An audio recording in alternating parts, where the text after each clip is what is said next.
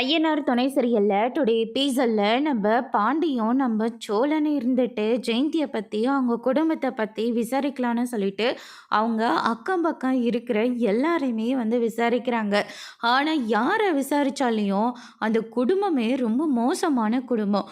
திடீர்னு 2 3 கார் வரும். அதில் சில தட்டி மாடு மாதிரி 4 5 10 15 பேர் வருவாங்க. அதுக்கப்புறம் திரும்ப வேகமாக கிளம்பி போயிடுவாங்க.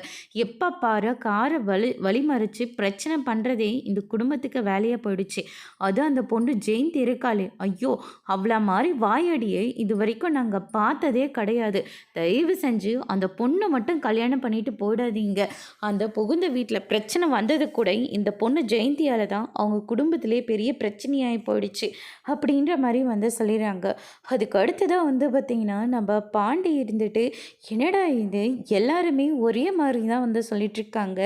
ஒரு அண்ணனை நினச்சா ரொம்ப கஷ்டமாக இருக்குடா, அண்ணனையே போய் தேடி போய் இப்படி ஒரு குடும்பத்தை பார்த்துருக்காரே அப்படின்ற மாதிரி வந்து சொல்லிடுறாங்க. அண்ணா எங்கடா போய் பார்த்துச்சு, புரோக்கர் சொன்னதுனால தானே அண்ணன் வீட்டுக்கு கூட வந்து பார்க்காம ரெஸ்டாரண்ட்டில் வர வச்சு ஜெயந்தி கூட பேசியிருக்காங்க. எனக்கு என்னவே இந்த குடும்பம் சரியாக வராதோன்னு தோணுது அப்படின்ற மாதிரி நம்ம பாண்டி வந்து சொல்லிட்டு இருக்காங்க. ஏண்டா நம்மளை பற்றியே நம்ம ஊருக்காரங்க 1008 விதமாக வேற சொல்லி வைப்பாங்க. இந்த மாதிரி கூட இவங்க குடும்பத்துலேயும் நடந்திருக்கலாம்ல அப்படின்ற மாதிரி நம்ம சோழன் வந்து சொல்லிட்டு இருக்காங்க. ஏண்டா யாரோ ஒருத்தர் அப்படி சொல்லலாம், ஆனால் பார்க்குற எல்லாருமே ஒரே மாதிரி தானே சொல்லிட்டு இருக்காங்க அப்படின்னு சொல்லிட்டு நம்ம பாண்டி ஒரு பக்கம் சொல்லிட்டு இருக்காங்க. அதுக்கு அடுத்ததாக வந்து பார்த்திங்கன்னா, சரி இப்போ என்ன தான் பண்ணலாம், இன்றைக்கி நிச்சயதார்த்தம் வச்சுக்கிட்டு இந்த வீட்டு முன்னாடி ஒரு தோரணல்ல யாருமே வந்து போகிற மாதிரி எதுவுமே கிடையாது.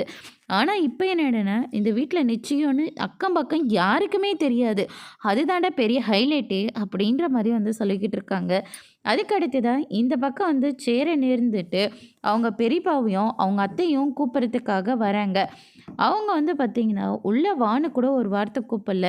என்ன விஷயமா இங்கே வந்திருக்க அப்படின்னு சொல்லிட்டே கேட்கவும், இன்றைக்கி நிச்சயம் வச்சுருக்கோம், இன்றைக்கி 5 மணிக்கெல்லாம் நிச்சயம் வச்சுருக்கோம், நீங்கள் எல்லாரும் கண்டிப்பாக வரணும் அப்படின்ற மாதிரி வந்து சொல்லிடுறாங்க.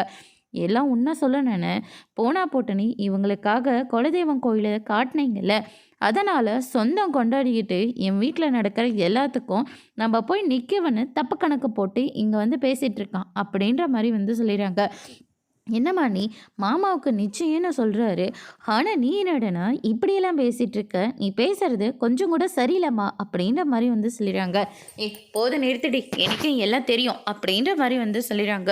அதுக்கு அடுத்ததாக கார்த்திகா இருந்துட்டு, அப்படியா மாமா, ரொம்ப நல்ல விஷயம் அம்மா, நிச்சயத்துக்கு கண்டிப்பாக நாங்கள் வருவோம், நீங்கள் வருத்தப்படாமல் இங்கேருந்து கிளம்புங்க மாமா, ஆக வேண்டிய வேலையை பாருங்க, நாங்கள் அப்புறமா வீட்டுக்கு வரோம் அப்படின்ற மாதிரி கார்த்திகா வந்து சொல்லிடுறாங்க. அதுக்கு அடுத்ததாக என்னடி நீ உன் இஷ்டத்துக்கு நாங்கள் வருவேன்னு சொல்லிட்டு இருக்க.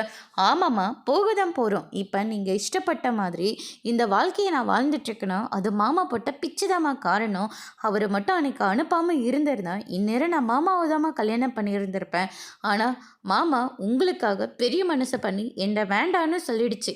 இப்போ அது வாழ்க்கையில் ஒரு நல்லது நடக்க போது சந்தோஷமாக போய் அவங்கள வாழ்த்தாமல் இப்படி அவரை அவமானப்படுத்தி அனுப்புகிறீங்க, இதெல்லாம் கொஞ்சம் கூட சரியில்லை அப்படின்ற மாதிரி கார்த்திகா வந்து சொல்லிடுறாங்க. அதுக்கு அடுத்ததான் என்னாச்சுன்னு போய் கூப்பிட போனீங்களே, ஏதாச்சும் சொன்னாங்களா அப்படின்னு சொல்லிட்டு கேட்கவும், அவங்க மோதல் அடித்த மாதிரி வரதில்லைன்னு சொல்லிட்டாங்கப்பா, ஆக வேண்டிய வேலையை நம்ம பார்க்கலாம் அப்படின்ற மாதிரி வந்து சொல்லிடுறாங்க. அதுக்கு அடுத்ததாக எல்லாத்துக்கும் காரணம் இவ தான், இவ என்னடனா இப்படி நம்மளை பயமுறுத்திட்டு இருக்கா அப்படின்ற மாதிரி ஒரு பக்கம் கஸ்தூரி வந்து சொல்லிட்டு இருக்காங்க.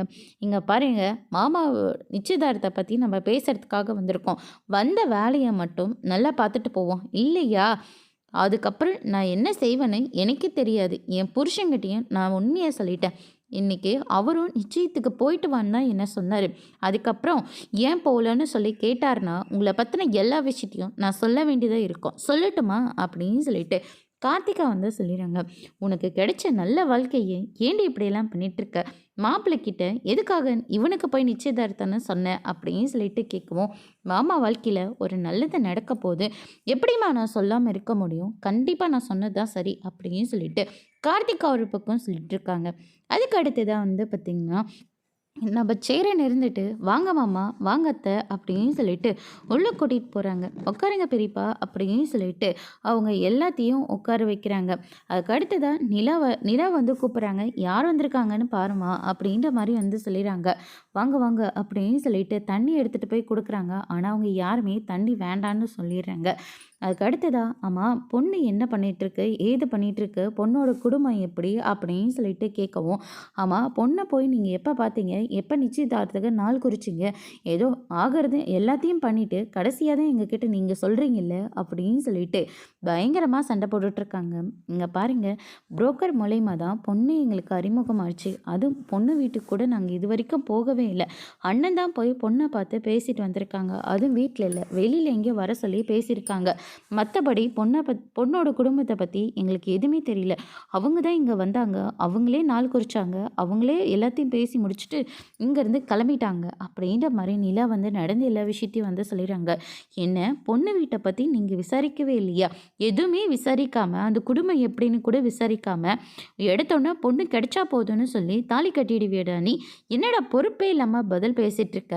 அப்படின்னு சொல்லிட்டு கஸ்தூரி இருந்துட்டு செரின் கிட்ட கேட்கவும், பொண்ணு ரொம்ப நல்ல பொண்ணு தான். வீட்டோட தான் இருக்கு. அது மட்டும் இல்ல, பொண்ணோட குடும்பமும் எல்லாருமே நல்ல ஆளுங்களா தான் இருக்காங்க. நம்ப ஜோசியர் அவர் மூலியமா தான் வந்தது. கண்டிப்பா நல்ல குடும்பத்த தான் அவர் நமக்காக சொல்லியிருப்பாரு அப்படின்ற மாரி சேரன் வந்து சொல்லிறாங்க. ஆமா, பொண்ணுக்கு நிச்சயம் மோதிரம்லாம் எடுத்துட்டீங்களா? புடவ எடுத்துட்டீங்களா? அப்படின்னு சொல்லிட்டு கேட்கவும், என்ன புடவையா? அதெல்லாம் எடுக்கலப்பா அப்படின்ற மாரி வந்து சொல்லிறாங்க. இல்ல மாமா, எனக்கும் மாப்பிள்ளை வீட்ல இருந்து தான் எல்லாமே எடுத்துட்டு வந்தாங்க. அதனால தான் நான் கேட்டேன் அப்படின்ற மாரி கார்த்திகா வந்து சொல்லிறாங்க. புடவ தானே போகும்போது எடுத்துட்டு போலாம். அந்த புடவைய கட்டிக்கிட்டு தான் அவ சபையிலே வந்து உட்காரணும். அதுக்கப்புறமா தான் நிச்சயமே நடக்கும். நீங்க என்னடான்னா எதுவுமே இல்லாம பேசிக்கிட்டு இருக்கீங்க. ஒருவேளை பொண்ணு வீட்டுக்காரங்களே எடுத்திருப்பாங்கல்ல அப்படின்ற மாரி சேரனும் ஒரு பக்கம் சொல்லிட்டு இருக்காங்க. என்னடா எதுக்கு எடுத்தாலும் ஏதாவது ஒரு காரணம் சொல்லிக்கிட்டே இருக்க. எனக்கு என்னமோ இதெல்லாம் சரியா படல அப்படின்னு சொல்லிட்டு கஸ்தூரி இருந்துட்டு சொல்லிட்டு இருக்காங்க. நடேசன் இருந்துட்டு, "உங்களெல்லாம் யார் உள்ள விட்டாங்க? நீங்களும் நிச்சயத்துக்கு வரப்போறீங்களா? நீங்க வந்தா விலங்குன மாரி தான். ஆமைய நடு வீட்டுக்குள்ள உட்கார வச்சிருக்காங்க. என்னலாம் நடக்க போதோ!" அப்படின்ற மாரி வந்து சொல்லிறாங்க. "இங்க பாருங்க, நிச்சயத்துக்கு கூப்பிட்டீங்க. வர வேண்டியது எங்களுடைய கடமை. அதனால ஏதோ வண்டி பேசியிருந்தீங்கன்னா, எங்களையும் போற வழியில கூப்பிட்டுக்கோங்க." அப்படின்ற மாரி வந்து சொல்லிறாங்க. அதுக்கு அடுத்து தான், "நீங்க வரேன்னு சொன்னீங்களா? அதுவே ரொம்ப சந்தோஷம். கண்டிப்பா நாங்க கூப்பிட்டுக்கிறோம்." அப்படின்னு சொல்லிட்டு இந்த பக்கம் நிலாவும், சேரனும் வந்து சொல்லிறாங்க. அதுக்கு அடுத்தது வந்து பார்த்தீங்கன்னா, நம்ப அண்ணனோட போக்கே சரியில்லைல்ல. இந்த பொண்ண பார்த்ததுலேருந்து அண்ணனோட முகமே ஒரு மாதிரி இருக்கு. பொண்ணு கிடைச்சா போதும், கல்யாணம் முடிச்சா போதுன்ற மாரி தான் அண்ணன் இருக்காரு. மத்தபடி அண்ணன்கிட்ட எதுவும் பெருசா எதிர்பார்ப்பு இல்ல போல இருக்கு. அப்படின்னு சொல்லிட்டு இந்த பக்கம் நம்ம நிலாவும், பல்லவனும் வந்து பேசிக்கிட்டு இருக்காங்க. அதுக்கு அடுத்ததா வந்து பார்த்தீங்கன்னா, பல்லவன் இருந்துட்டு டைம் ஆயிட்டே இருக்கு அப்படின்னு சொல்லிட்டு, சேரனுக்கு வந்து மேக்கப்லாம் போட்டு விட்டுட்டு இருக்காங்க. "பாரும்மா, எனக்கு மேக்கப் போட்டுன்ற பேர்ல என்னலாம் பண்ணிட்டு இருக்கான்னு. ரொம்ப நல்லா தானே பல்லவன் பண்ணிட்டு இருக்கான். பொறுமையா இருங்கண்ணே" அப்படின்னு சொல்லிட்டு நிலா வந்து சொல்லிக்கிட்டு இருக்காங்க. அதுக்கு அடுத்ததான் நம்ம பாண்டியும், சோழனும் வந்துடுறாங்க.